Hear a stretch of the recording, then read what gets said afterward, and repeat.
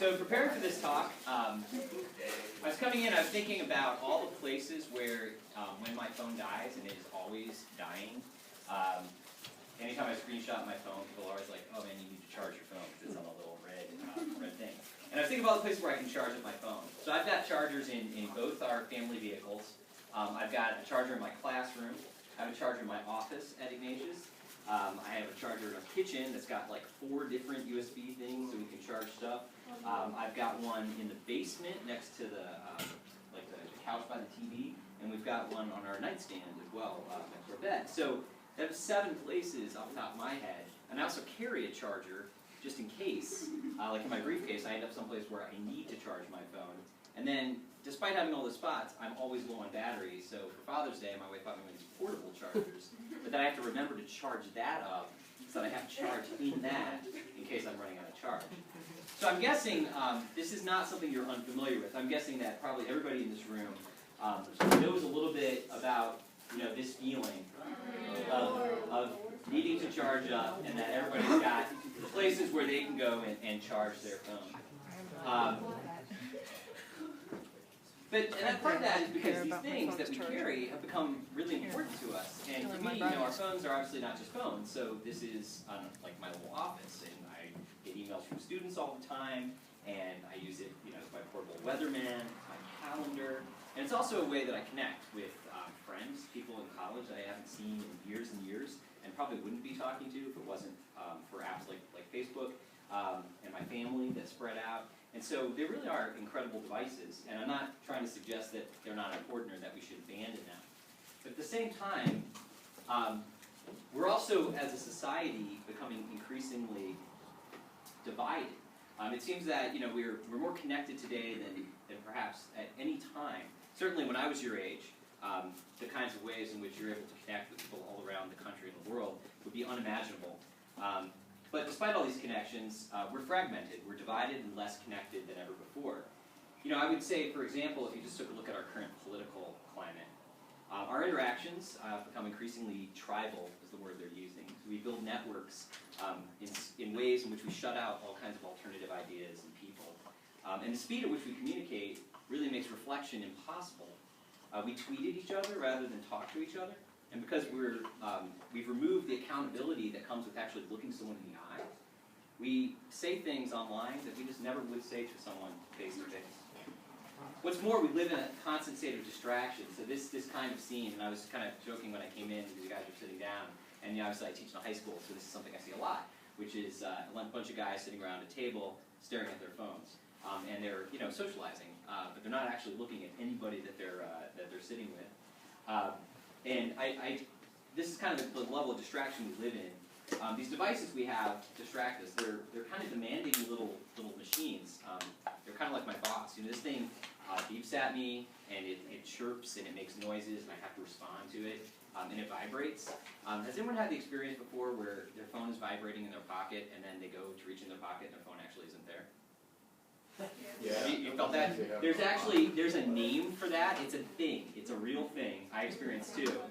It's called phantom vibration syndrome. I kid you not. So there's this psychiatrist, Dr. Michael Rothberg, who describes this as a tactile hallucination. So what you're doing is your brain is perceiving sensation that is not present. And so basically, you're feeling something that isn't really there.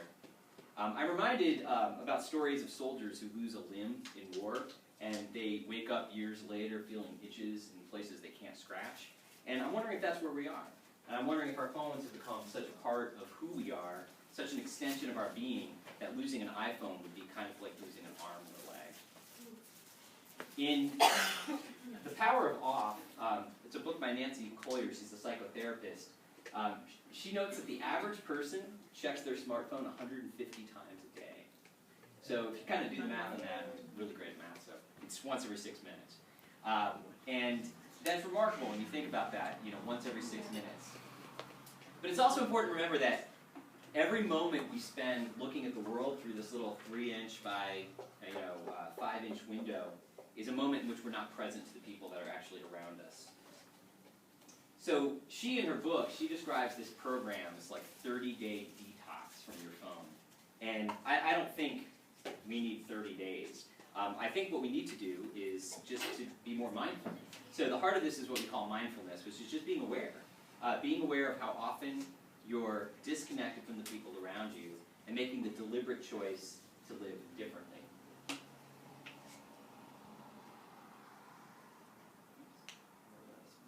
There we go. So this quote from Henry David Thoreau, his book Walden, kind of describes, I think, this idea I want to touch on about making a choice to live differently, to make a deliberate choice. And in many cases, for me, this way of breaking free has often come by going into nature. So just to give you a little bit of my own personal history, my love for the outdoors started at a pretty young age. As a child, I had sort of an unusual upbringing. My family moved around a lot. When I was really young, you heard I was born in New Orleans, but we moved to Vermont.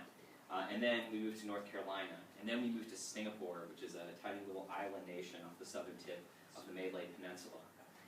Vermont gave me a love of the mountains. North Carolina taught me to love the sea. Singapore, with its year-round warmth and complete lack of English language television shows, meant that I spent hours and hours outside as a child. But it was moving back to Cleveland in the 1980s that had the greatest impact on my love for the outdoors. Because that's when I, as a junior at St. Ignatius High School, back in September 1989, so you guys can do the math on that. Father Tom described me as young today. I was really, my wife looks at me and she's like, yeah, I'm not that young.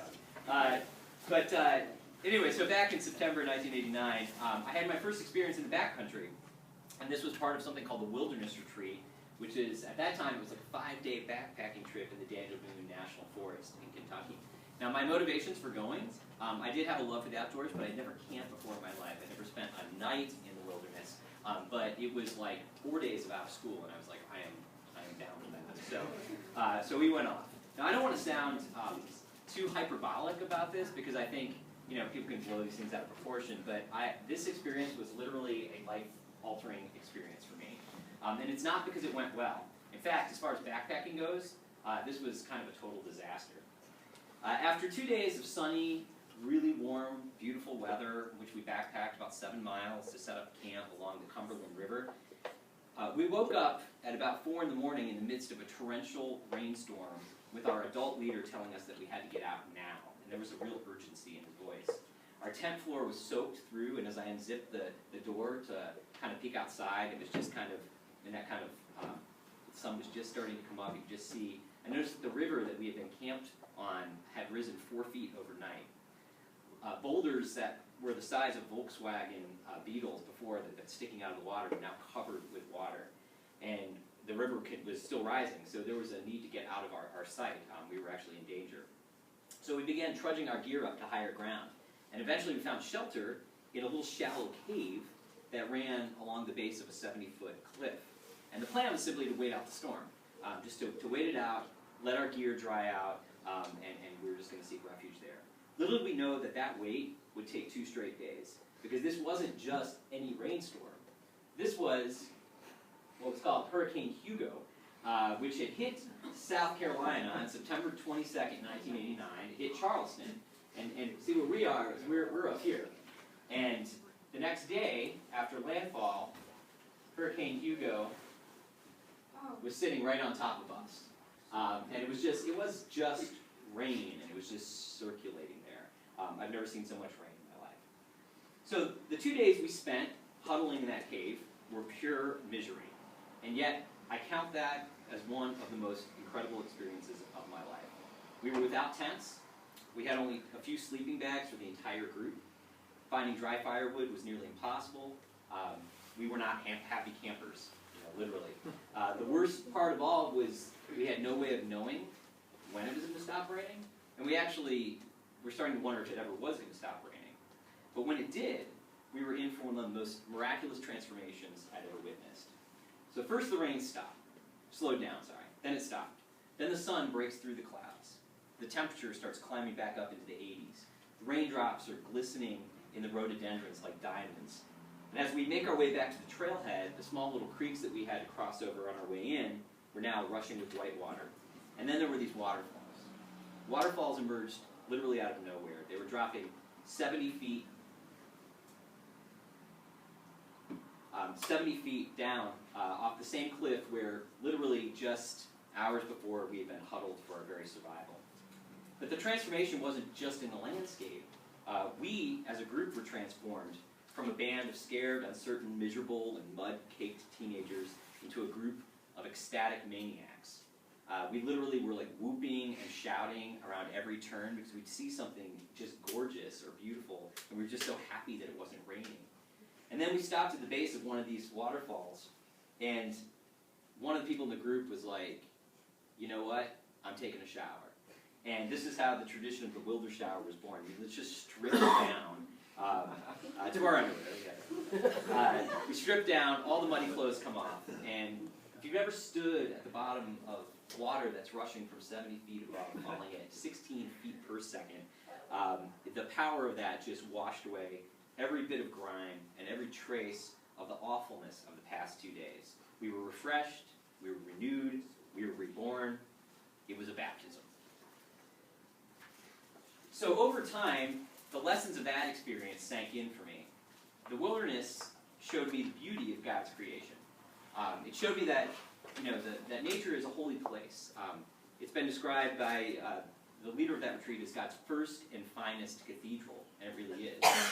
It also taught me about human frailty. Compared to the immense power of nature, any notion that we're in control gets completely stripped away. We found ourselves in a state of utter dependence on God and on each other for our very survival. And there is something really liberating in that. Liberating, too, is the simplicity of life in the wilderness. The only things you really need are food, you need shelter, and that's pretty much, and water, and that's it. The 1,000,001 distractions that normally fill up our day simply vanish when you're out there in the woods. So I found that nature, for me, it awakened something in the very core of my being. When I was back at home, I wanted to be back in the wilderness. And as the more I read and my faith grew, it occurred to me that Jesus had that same longing. So Jesus' public ministry begins with a plunge in the Jordan River, followed by a 40-day trip into the desert, where he confronts the temptations that were brought on by his humanness: hunger, thirst, helplessness. When he needed to get away from the crowds and reconnect to God, he goes to the mountaintops with his friends, or he sets out on a boat far away from shore. In fact, it's like he did all his work in the cities and towns, but it was in the bodies of water, the mountains, and the wilderness where you see his most transformative moments. So my experience in high school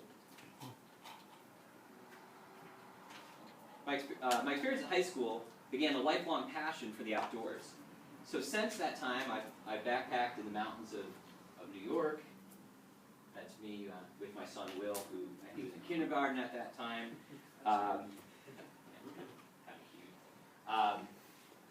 I've backpacked mountains of New York, Pennsylvania, West Virginia, Kentucky, Tennessee, and North Carolina. I've paddled whitewater on the Snake River in Wyoming, sea kayak coastlines up and down the East Coast from Nova Scotia to Florida. All 5 of the Great Lakes. This is Pictured Rocks National Seashore in kind of northern Upper Peninsula, Michigan, which is a really awesome place to go. And I paddled in the Pacific Ocean. I've spent nights on islands in northern Canada. I've canoed across the Okefenokee Swamp in southern Georgia, and I feel like I've only just scratched the surface of the experiences that are out there to have. When I became a teacher, this is San Francisco, so you were talking about the Pacific Northwest. That was actually one of my favorite places. So when I became a teacher, I wanted to find a way to share this passion of mine with others and maybe give them a chance to have an experience that might awaken in them something similar. And so that process first started with becoming a professional guide and running outdoor programs for high school students. And then when I returned to my alma mater at St. Ignatius in 2007, I worked with a colleague in our campus ministry to bring the Wilderness Retreat back to St. Ignatius. It had been there when I was a student. That teacher left and the retreat program ended, and we brought it back. So we started to back up in 2008. And this spring I'll go on our 18th Wilderness Retreat. Do you know any of these guys? He went here. The kid second from the left went to St. Tom's. Yep. Who? Khalid, yeah. He wasn't here. You don't know. He was in 8th grade when we were in like 4th grade. Right, He was right. on campus like too. Good, he's a really good guy. So this will be our 18th wilderness retreat, and since it's come back to Ignatius, we've given over 300 students this experience. So the goals of the wilderness retreat are pretty much the same as they were when I was a student. To take you out of your comfort zone, strip away the artificial, live as a true community where you're relying upon each other, learn to accept the graces that come your way as gifts, just the gifts that they are, and to endure the hardships that will inevitably accompany any journey. And that's a pretty good recipe for life, too. One thing that did change, however, is the world that we live in. So it's funny, when I went on my first wilderness retreat, the Hurricane Hugo experience of '89, the thing I was most afraid of was I was just convinced that a snake was going to come into my sleeping bag while I was sleeping and curl up in there. I think that happened in cowboy movies and things like that. I've later discovered this is not actually a thing. This is not really happening.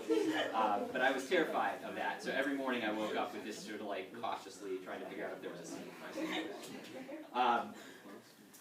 But it's interesting because today, we go to places that we're in bear country. They have copperheads. There's all kinds of things you should be nervous about, lightning strikes, whatever.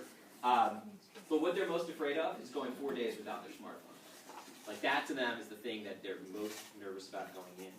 And yet, almost universally, almost to a man, students identified the one thing that they got most out of the retreat, the thing that they liked best, was basically being away from their smartphones for 4 days. By living life unplugged for a few days, they discover that, first of all, the things that they're missing aren't really all that important. They also discover that all of those things take up a lot of their time, and they take time away from things back home that actually really do matter. So this is going to seem a little off topic, right? But I'm sure you guys know that there is an ongoing diabetes crisis in the country, especially among young people. So you're like, all right, where's this going? So one of the big culprits of this is soft drinks. So sodas, we call them sodas. I know you guys call them pops. This is how people know I'm not originally. But as people drink more pop, what the problem is that it's not just that it's this sugary drink; it's that it's replacing something else. So you can see kind of from this graph, people drink less milk than they used to, and they drink more soda. So it's a replacement beverage.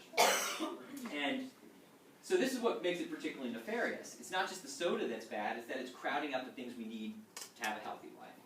So what does this have to do with smartphones? Well, we only have so much time in a day, and in a study that was done in 2015 found that teenagers who own smartphones tended to spend an average of 4 hours a day on them. And which seems crazy to me. But then I started thinking for myself, well, how often do I look at my phone? And I realized I have this really bad habit. My kids call it, they refer to me as a phone zombie sometimes, because I'll come home and I'll just start reading news stories, and that's kind of what I spend most of my time doing, randomly, obsessively reading Politico and the New York Times, and can you believe this? And I'm just absorbed in this world, and they'll just be like, Dad, Dad, Dad, Dad.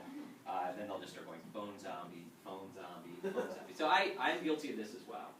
But you're just looking at all the things that, and these do not include, by the way, texting, and it doesn't include actually using the phone as a phone, which I know, did you know they did that? You could make calls. Right. So all these other things like social media, and music, and games, and all those things. So to the extent that you're spending time doing these things, the times that you're mindlessly looking at Snap stories, or texting, or scrolling through Instagram, we're pushing out the things that we need. So it's like soda replacing the milk in our lives. We're substituting something less healthy for something that really doesn't help us to thrive as a human. Those things like real conversations, time for reflection in our lives, meditation, exercise, and prayer. So going into the wilderness where there is absolutely no cell coverage, right, and no Wi-Fi, kind of forces you to live without these things, although we have found that there are some amenities that people don't realize. Like, for instance, we have Twitter in the backcountry. We have Facebook. And text messaging. But despite, because he's writing a message, text.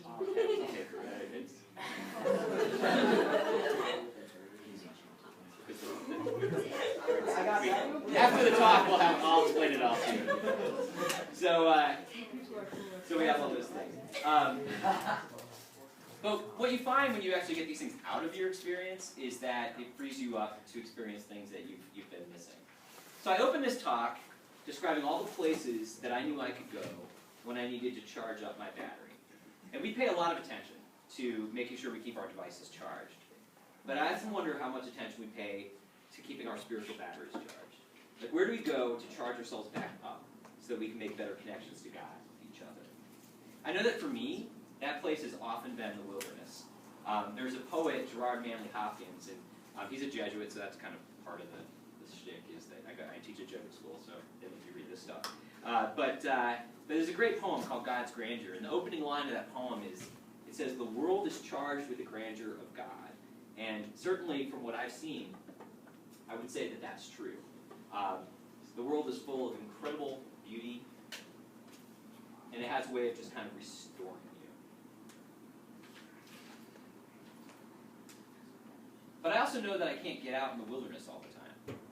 And if I relied on just going into the woods so that I could feel a spiritual connection to God, then I would be probably not having a very good connection with God. In fact, I think the wilderness is kind of a shortcut.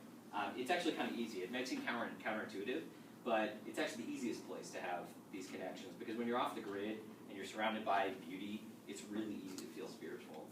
What's hard is when you come back to the city to keep that spiritual high going.